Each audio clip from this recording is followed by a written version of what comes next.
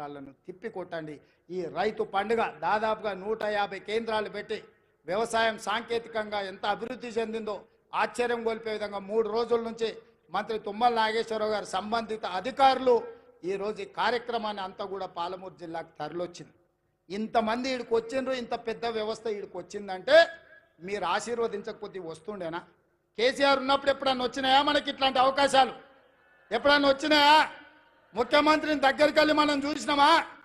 అన్నా అని ఎప్పుడన్నా పిలిచిర్రా? ఎప్పుడన్నా రేవంత్ అన్న ఎట్లున్నామని అడిగే అవకాశం చంద్రశేఖరరావు ఇచ్చిండా? ఆయన ఎక్కడుండేనో ఎట్లుండేనో మనకు తెలియదు.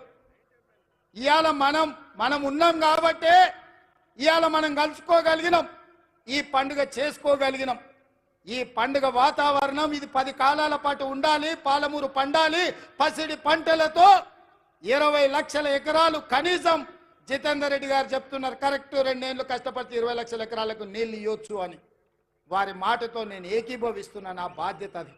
వెనక్కి మళ్ళీ చూడని 20 లక్షల ఎకరాలకు పాలమూరు జిల్లాలో నీళ్లు పారించే వరకు గ్రీన్ ఛానల్లో నిధులు విడుదల చేయించి సాగునీటి పారుదల శాఖ మంత్రి మీకు తెలుసు కదా ఉత్తమ్ కుమార్ రెడ్డి గారు, ఆయన ఏ ఊరు అల్లుడో తెలుసా? మన పాలమూరు అల్లుడు, జడ్చర్ల పక్కనే ఊరు. మన ఊరు అల్లుడే ఈరోజు సాగునీటి పారుదల శాఖ మంత్రి.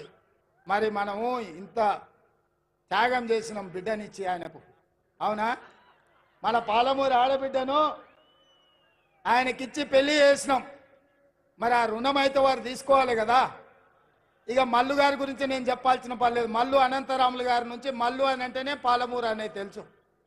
ఎందుకంటే మల్లు అనంతరాములు గారికి ఈ ప్రాంతంతో ఉన్న అనుబంధం. మల్లు రవి గారు ఇక్కడ ఎంపీగా ఉన్నారు, మరి వారే ఆర్థిక మంత్రి. మీ పెద్దన్న జాతీయ నాయకుడైనా, మీ రెండో అన్న పార్లమెంటు సభ్యుడైనా వీళ్ళు గుండెల్లో పెట్టి చూసుకున్నారు. మల్లు బట్టి విక్రమార్క గారు, మీరు సంతకం పెట్టేటప్పుడు జర ధైర్యంగా 2 సంతకాలు ఎక్స్ట్రా పెట్టారు.